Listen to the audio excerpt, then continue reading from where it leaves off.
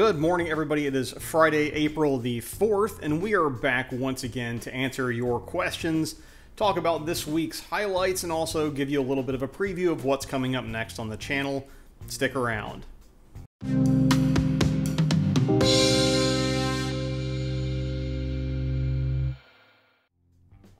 All right, so welcome back and happy Friday. If you're new to the channel or new to this series, this is the video every week where we go through and hit on some highlights from the previous week, answer your questions as a kind of slow burn Q&A. So later in this video, I will be answering questions that were in the comments on last Friday's video. And if you would like me to answer questions next Friday, please ask them down in the comments below. I will read them. We are at a channel size where I can read all of the comments, so let's take advantage of it. And then we will talk about a little bit what's coming up on the channel, but to get started, let's kick it off with some highlights from this week. So you've hopefully watched and enjoyed a couple of different videos. One was 5 racetracks that you can drive for less than $200. That was on Sunday. That was honestly kind of a video response. I'd had that idea floating out there for a while, but that's a video response to a lot of the comments that I got on the previous week's video, which was the 6 new tracks coming to America, most of which are coming to North America, I should say, many of which were membership model. And there were a lot of comments about like, oh, it's just a, motorsports is just for the elite now, and track days are only for rich people. And like, no, not really. And I had one comment on this inexpensive and accessible track day video that was, affordability and motorsports should never be in the same sentence, and that's a bit gatekeepy for me, so no.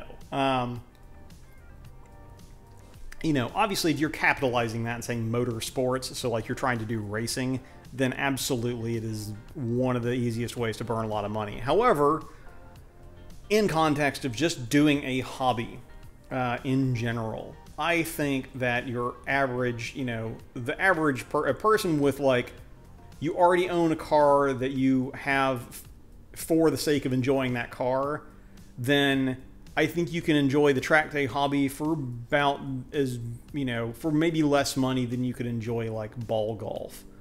And then after that video, then we have watched, we had a piece on the NSX, kind of an expose of one of the weird and fairly few design oversights, I feel, on the first generation cars in the form of a unsealed trunk harness connector that can cause a lot of shenanigans. If you own a first generation NSX, you will probably want to watch that video because it could save you a whole lot of diagnostic time. If you don't own an NSX, then I don't know, it's maybe worth just the knowledge of like stuff that can go wrong in the electrical system of a car. Could be worth a look. But and then we are on to your questions. So let's start at the top here. We'll get some of the easy ones out of the way. We have Acura2G, one of our friends from our Twitch streams. We'll get back to that eventually, but for now, happy to answer your question, which is, what is the oil filter of choice these days for an NSX? I could take the time to answer that, but I will actually let past Richard answer that way more thoroughly in video format. The extra short TLDW it's the Honda part right now, in my opinion. But that's a whole video of me throwing gas on the fire of the oil filter debate and coming to my own conclusion. And then maybe you could use the same information to inform your own decisions. And then next we have down here, where's the Lambo, mate? For those, again, who have been recently following the channel, in addition to our 92 NSX back here with its 326,000 miles, we also have a 2004 Gallardo with about 70,000 miles. The short answer to that question is it's still around and it'll be back soon. But right now it is on vacation with some of its cousins because I needed the garage space to work on other things for a minute, and I didn't want it to live outside. And then lastly, we actually have that's going to take me probably a little bit longer to answer. And that is, if my car doesn't have a big aftermarket, should I even bother getting into modding it? And then the context here, it's a 2019 Jetta that they cite here. There are two. I guess this is gonna be. I hate answering questions with questions, but I'm gonna do it here because it's appropriate. So first thing I would ask, because I don't know, so I'm asking, is how does, I know Volkswagen has a pretty big ecosystem, and I don't know how much stuff in the Volkswagen world that is intended for a different model, like a GTI, which I know those have massive aftermarkets. How does that stuff translate to the Jetta world? Does some of it go, does some of it translate? Does none of it translate? Does like a little bit of it translate? Could any of it be adapted to work? If so, that could be an avenue of exploration. The other and more like attempting some big brain philosophy here is, what do you want to do with the car? What are you looking for here? Because if the answer then is very different depending on what that is. Because if you're looking to like, I want to mod the car, like let's say you want to go and do some kind of competitive driving or enthusiastic, like organized enthusiastic driving with it. So like track days, autocross, something like that. The first thing you want to do then is read the rule book.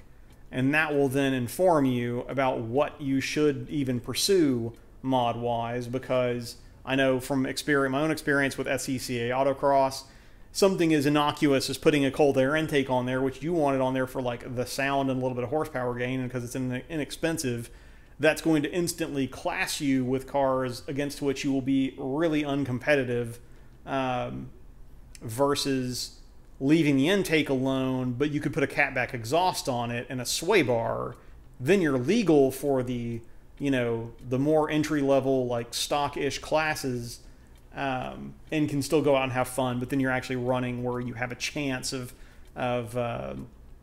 being competitive. So if it's something like that, then read the rule book first. That's going to inform whether you should bother. If you are instead like just looking for a particular aesthetic or looking to, you know, kind of customize the car or something like that, then, you know, that's a different story. Obviously, like that's then just like you get into this just there, like, is the juice worth the squeeze? You know, and also like from the car itself standpoint, like, do you have a Jetta of that generation because you actually like how it looks and you enjoy it as a car? You just want a little bit more out of some aspect of its performance and ability envelope. And then there's an opportunity cost there as well. So like if your dream is something else, different car, what are you spending on the mods that could otherwise be like, you know, saved or budgeted towards getting the thing that you really want, car-wise? So a few different angles there. It's going to depend on your situation, obviously. But that's about as much answer as I have for right now. Anyway, so that's questions answered this week. Hopefully that was at least helpful, or at least gave you some food for thought on that last one. But as far as what you can look forward to on the channel, we have coming up, we are, in fact, going to resurrect. I mentioned this last week that we were considering it. I think we are, in fact, going to resurrect the track of the week.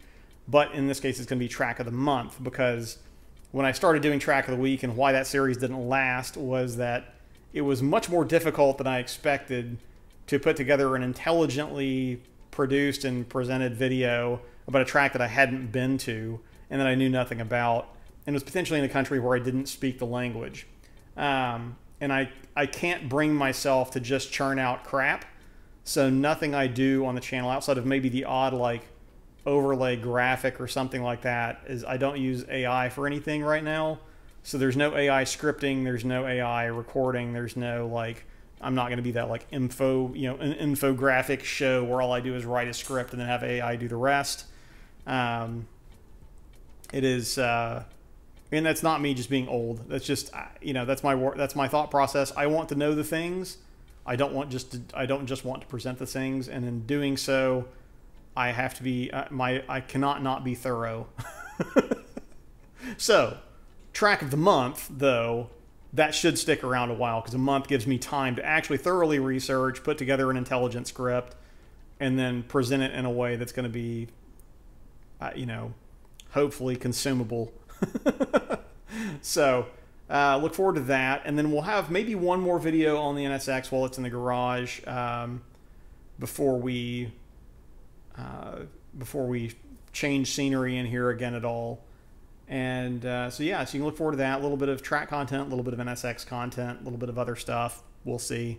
Other big plans coming, but again, I'm going to quit teasing that until I have some stuff that's more concrete to share. But yeah, no, I don't know what would be the YouTube version of vague booking. I don't like doing that, so we'll not tease too much until we have real solid information to share. But I am excited. Hopefully you'll be excited too once I'm able to talk about stuff. I know, yeah, blah blah blah. Cool story, bro. Anyway, on that note, thanks for watching.